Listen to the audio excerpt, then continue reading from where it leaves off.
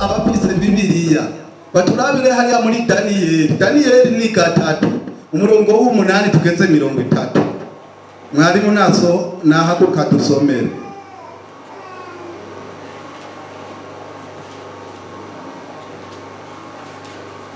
Turasoma Daniyeli gice ca 3 wera ku murongo w'8.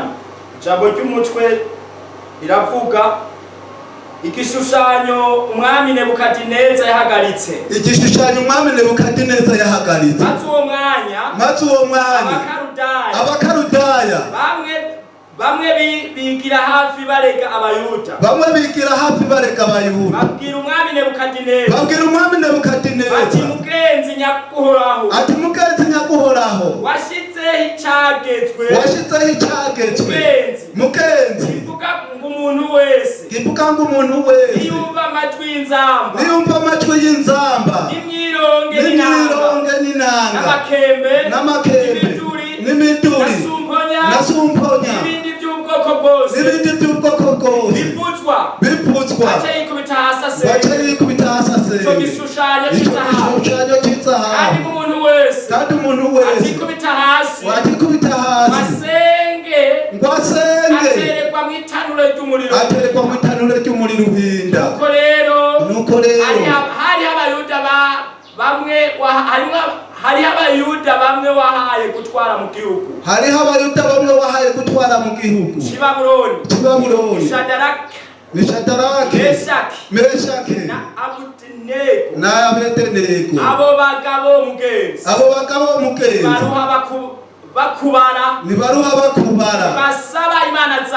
Nibasaba imana zawe. Kandi ntibasenze cya gishushanyo cy'inzahabu wahagaritse. Bashadarake baterekwa mu itanure ntibagira icyo baba. Nuko Nebukadineza arashungumigwa. Avuga ko bafata Shadarake. Na Meshake. Na Abednego. Nuko babazana imbere y'umwami. Nebukadineza atangura kubabaza. Ati mbega Shadaraka. Na Meshaki. Na Abednego. Mwabigize ibigirankana kudasaba imana zanje. No kudasenga igishushanyo cy'inzahabu nahagaritse. Nuko noneho nimwumva amajwi y'inzamba. Imyironge. Inanga n'amakembe. N'imiduri nasumponya. N'ibindi by'ubwoko bwose bivuga. Mukemera kwikubita hasi. Mugasenga igishushanyo. Nakoze bizoba ari byiza. Ariko mutagisenga. Muterekwa mu itanure ry'umuriro uhinda. Mbega Imana yobakiza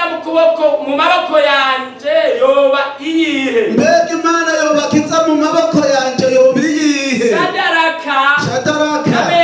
Na Meshaki. Na Abednego.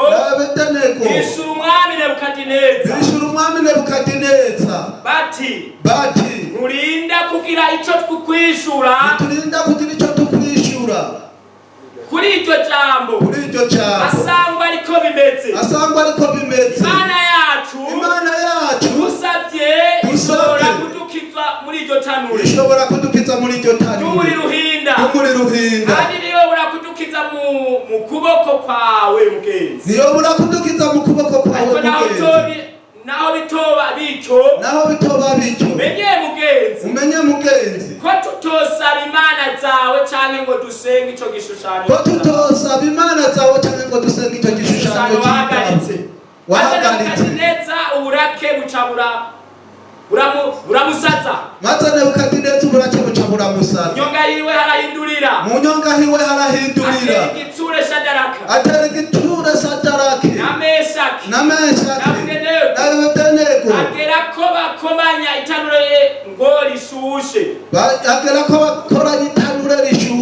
Ko ryahora ryaka ibihitangabo ndwi. Nuko abarira abahizi bamwe bo mu ngabo ziwe. nuko abarira abahinzi bamwe bo mu ngabo ziwe Kuboha Shadaraka kuboha Shadarake na Meshake na Meshake na Abedenego. na Abedenego Babaterere mu iryo tanure ry'umuriro. babaterere mu iryo tanure Uhinda.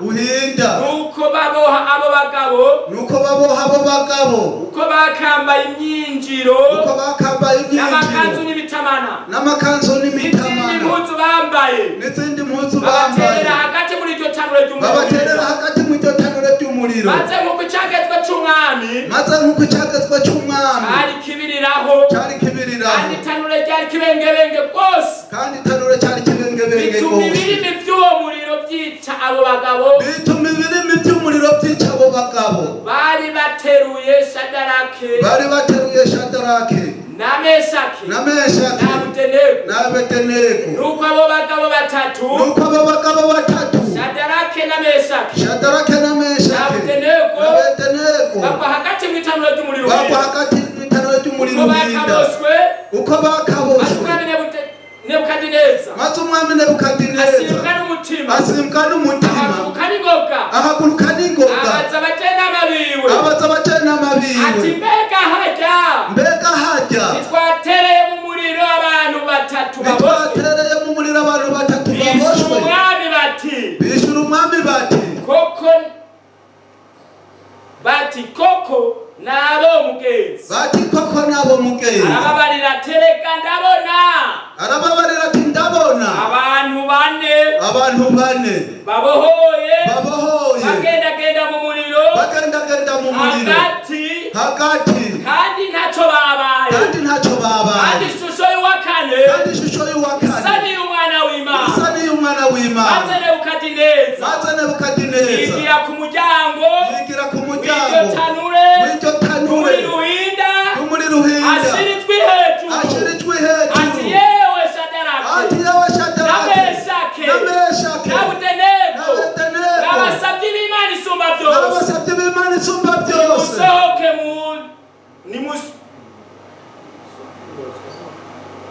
muze hano nuko Shadarake na Meshake na Abedenego baca barasohoka bava hagati mu muriro.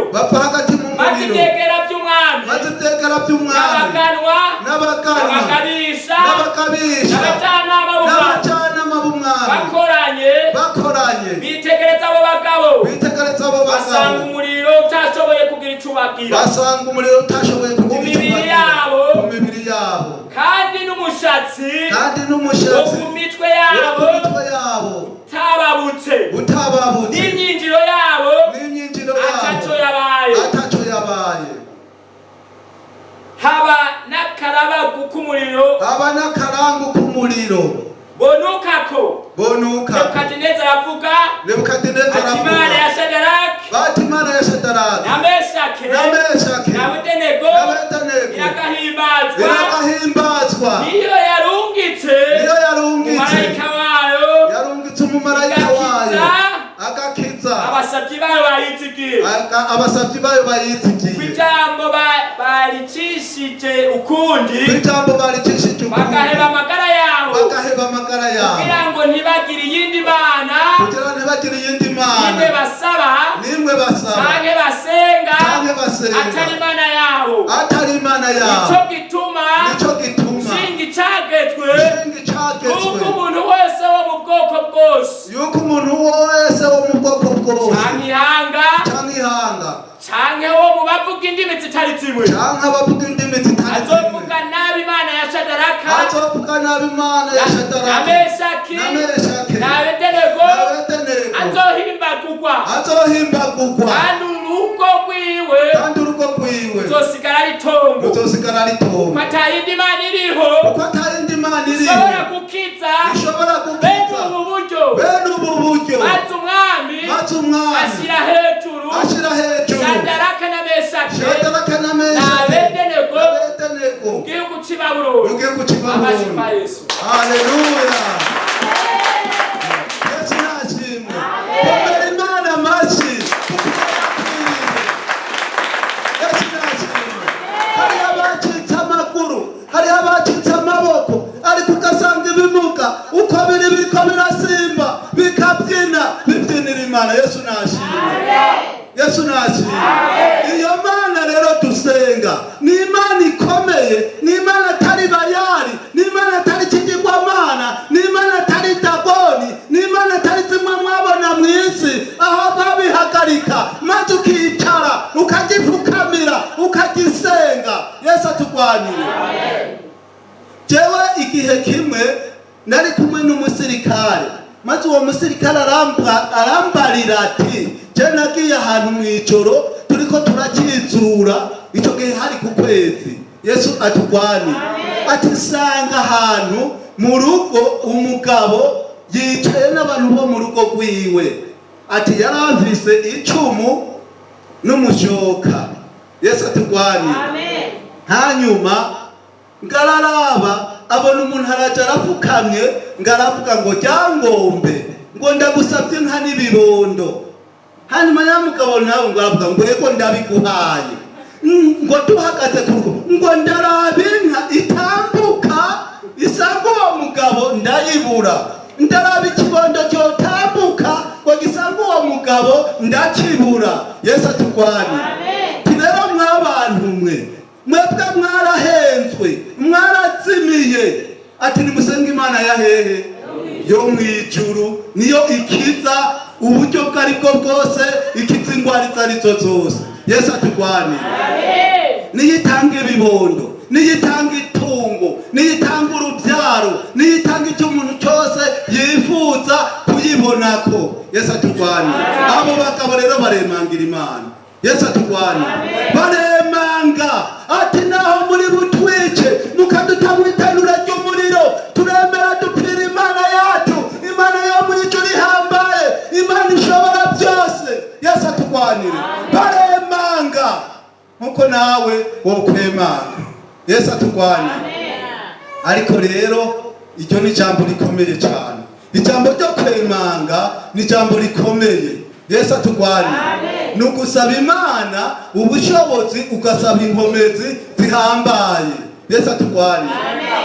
Hanyuma je ndazi neza umuntu w'umugabo ari mu rugo rwiwe, ndibaza haje ikintu kiza kwica abana biwawe, ufise igipanga cyangwa ufise icumu cyangwa ufise icyo ari cyo cyose, wowe uvuga ati unyicira abana, ariko nanje wagizene wangaraguye utaragica ntushobora kugirane kunyicira abana. Uwo rero abagomba kugirane kwemanga.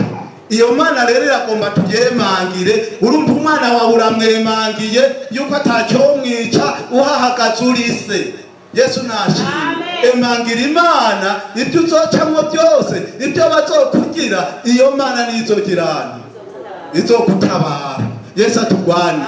Ariko havutswe ijambo rikomeye. Noneho umwami amaze kubona ko bemanze iby'ukuri. Yesu nashimwe. Kubona uterera abantu mu itanure ry'umuriro, babagabo baraboshe rero barashoje, baracanye batereye mu itanure ry'umuriro. Imana ikirungika ibirimi bicabira by'abagabo bagize babatereye, abari bo baca bagirana bapfa mu gishingo cy'Abashadaraki, baca barapfa babagabo, wa muriro warabarokoye, baca baciye bapfa.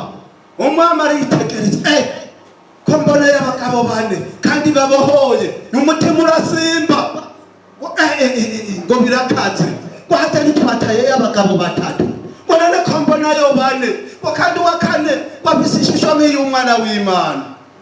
Arabura amahoro, umutima urasimba, aricara biranka, imisonga iraza, nk'umuntu yagwaye diyare, niwe yagera aho yicaye bikanka akaguma girane ayugayuga. Yesu atugwanire. Ati hamagara rero bazi, barasohoka baravayo. Ati abantu rero imana dukwiye gusenga twese ni imana y'aba bagabo bangahe? Aba batatu nibo bafise imana, ari nimwe guwe yacayigirana, ayisuzugura batabushobozi ifise. Yesu atugwanire. Ya mana ya Eliya yayihamagaye ikamanuka ikaturira bya bigirwamana bya bishushanyo. Yesu atugwanire. Hanyuma kubw'ibyo rero sinobatwara umwanya munini, abumvise ijambo ry'Imana. Yesu abahezagire.